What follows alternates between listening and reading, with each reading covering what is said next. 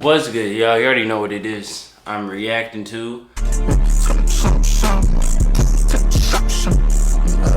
have a real interesting video right here. Rappers who never feared Suge Knight. If I don't know who Suge Knight is, I ain't gonna tell y'all. Do y'all research? You know what I mean? Just Google Suge Knight. But hey, we about to get right into this right here. I don't know. Well, I do know what to expect, but I don't know everybody who's about to be on here. I know for a fact the one person that has to be in here is 1000% has to be Eazy-E, because I remember he had a little meeting and stuff with Suge, and then Suge ended up beating him up tight joint, and it was just a lot. But hey, we better get right into this. So if you're new to this channel, hit the subscribe button, hit the little like, and comment something down below down in the comment section, y'all. We're getting closer to 10K subscribers, y'all. So go and hit the sub. You dig what I mean? Eazy-E was the first person ever who wasn't afraid to stand up to Suge Knight. Suge tried to destroy my record company. So right now we're getting everything back together. Whoa, I've never seen him with an afro. This is my very first time I've ever seen him with an afro. Oh my gosh. Suge tried to destroy my record company. So right now we're getting everything back together, and we finna come out, you know, fully loaded. It all started because of Dr. Dre, who was dissatisfied with his financial position at Ruthless Records. It is reported that Dr. Dre scheduled a meeting with Eazy, but never showed up to the meeting at all. Instead, Suge Knight showed up, threatening the member of NWA. Dre wasn't there. Oh, Dre wasn't there at all? Nah. Dre set it up, though. Did Eazy get beat up like the movie Nah, show? hell no. Oh. They didn't touch him. Keefy D said that Wow, what I just Eazy said. had all the Compton Crips behind him. Of and course. Suge wouldn't touch him. Of course. You gonna sign these, releasing Dre and DOC from Ruthless. And Eric was, if he walked between my legs, excuse my French, people probably think he was my penis. I gotta kill this motherfucker Suge Knight. No, you're not gonna do that. Jerry Heller talked him out of the idea, but he later said he regretted not letting him go on with it. I should have let him kill him. Yeah. You know, I would have done the world a favor. He would have done it for sure. BG Knockout recounted the story of how he met Suge Knight at the Billboard ceremony. I see Suge kind of trying to press Eazy. So me and my brother jumped up, ran up there, like, what's happening? Suge was like, yeah, outside. We gonna see what's happening outside. They came back to the hood. They brought straps for everybody. So we went outside. Everybody was strapped up. So we got outside. We like, Suge, what's happening? Like, he was like, man, I ain't tripping on that shit. I was like, all right.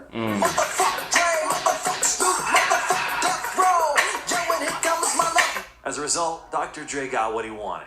A studio, money, Yeah, etc. he did. And started working with artists like Snoop Dogg and Tupac.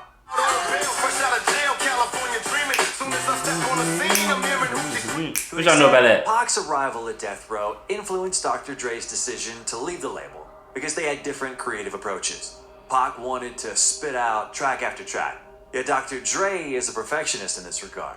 Aside from that, Dre didn't like the environment at Death Row, which was quite tense at the time, as was shown in the movie. And y'all ain't here acting like y'all on motherfucking Yeah, vacation. Compton was a good movie. I got Pac in the next motherfucking room. Grinding, man. Working.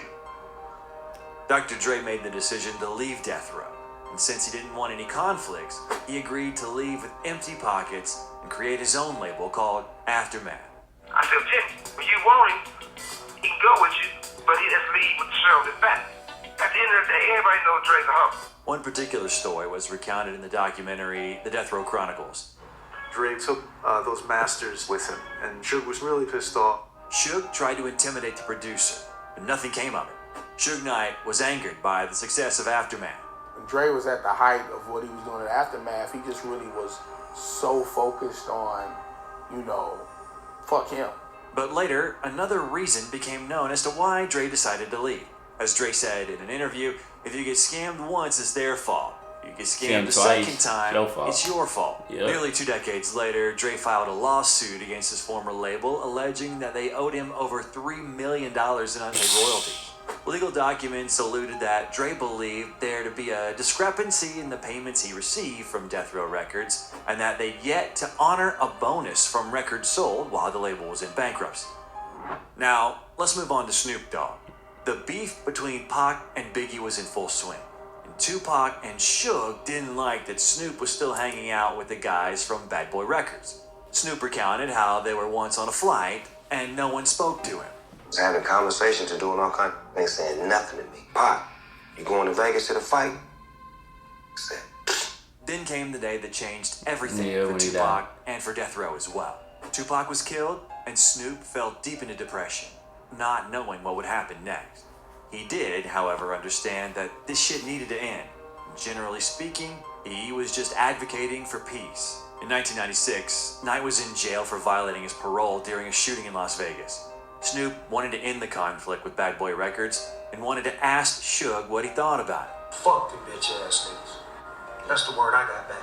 So it made me feel like fucked up because it's like you see me trying to reach out and show love, and this is the message that you seen. Yeah. After that, Snoop had to hire security to protect him from Suge, as he was trying to kill him. he wanted action when I was in the blind, when I didn't have no help, when I didn't have no team, and when he could stack a team. Was working against the devil. And through the grace of God, Master P called Suge and tried to solve the issue, saying that he wasn't afraid. What you want for Snoop?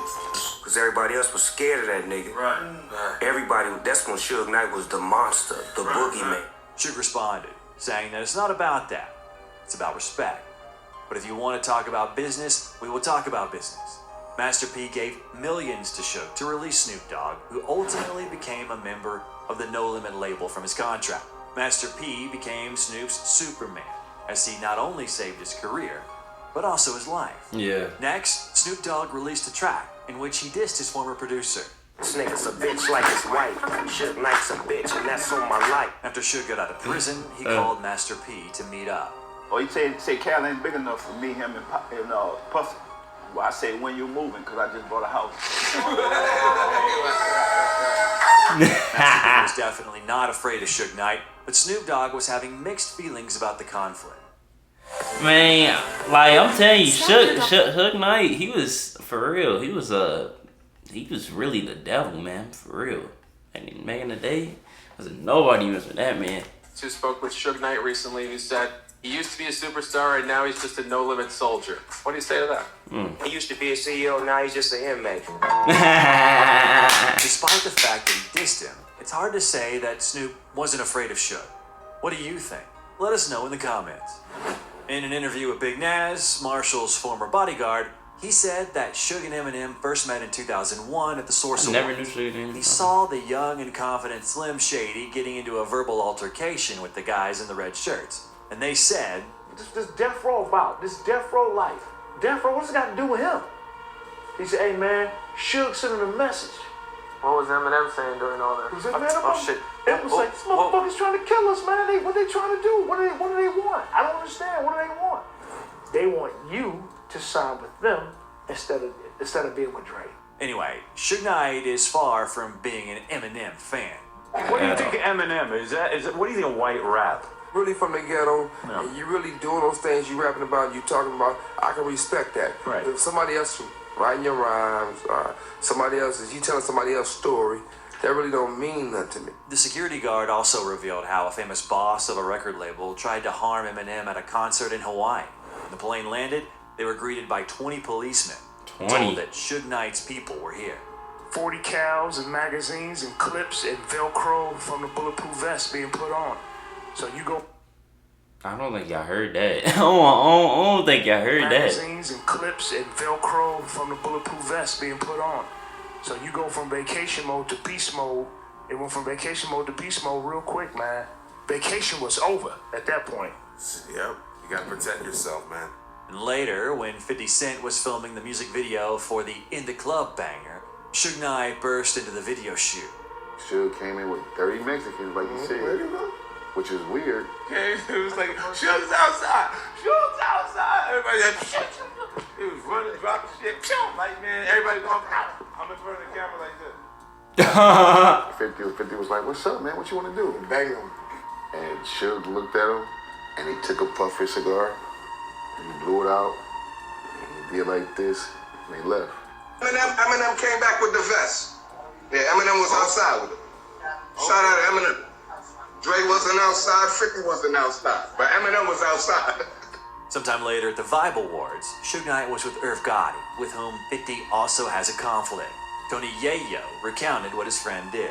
And 50 being the genius he is, told James Cruz go buy 15 knives. In 2004, the Game and Suge Knight clashed, as the Game recalls the incident. I've been face to face with Suge with guns drawn on both sides, said the Born to Rap artist on Power 106 FM in Los Angeles. Suge rolled up on me one time after the Vibe Awards after party with like 60 gangsters. He wanted to press for something I said in my song about him, which I said it because I'm from Compton. I'm really from Compton, and I felt like Death Row and Suge and that whole era took so many lives that didn't get mentioned in the city. A couple of those was friends and big homies.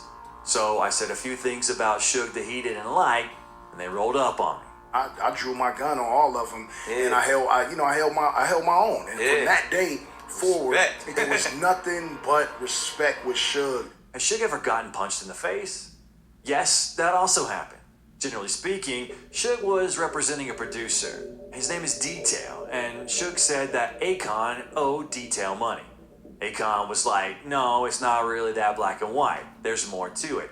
And he explains that Detail was signing Akon. But when Akon signed with Detail, Detail was still working with Ray J. Oh my Ray God. J was working with Suge. Suge told Akon, since you signed with Detail, you should know that he owes Ray J $25K.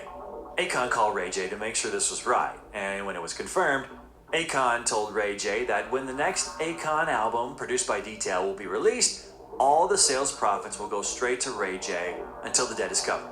So Ray J will get his $25K from Akon sales. Everyone was in on this agreement, Suge included.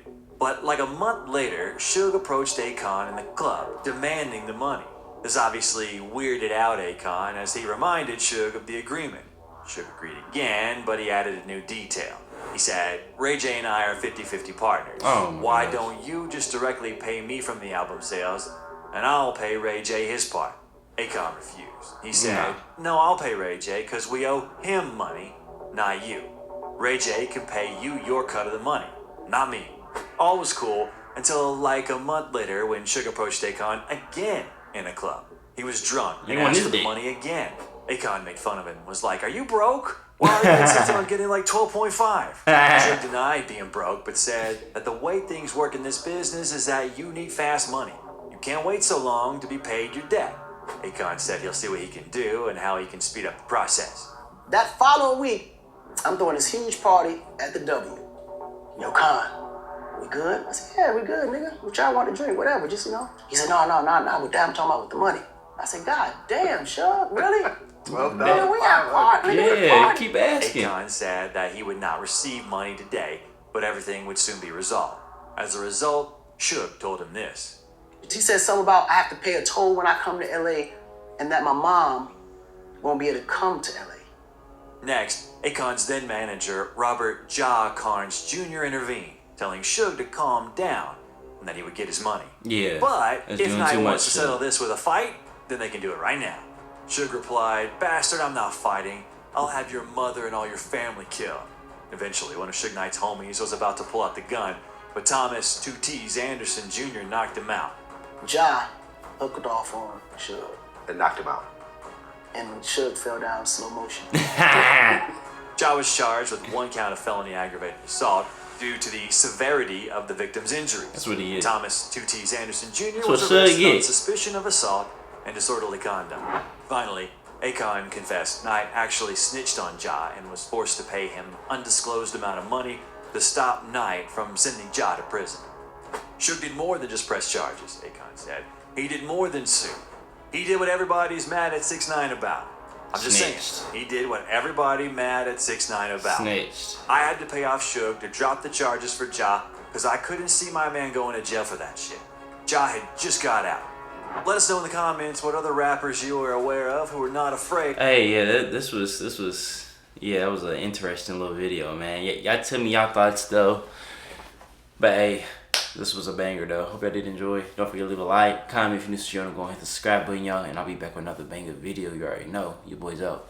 I don't do no fucking talking. I just keep my head down balling. All these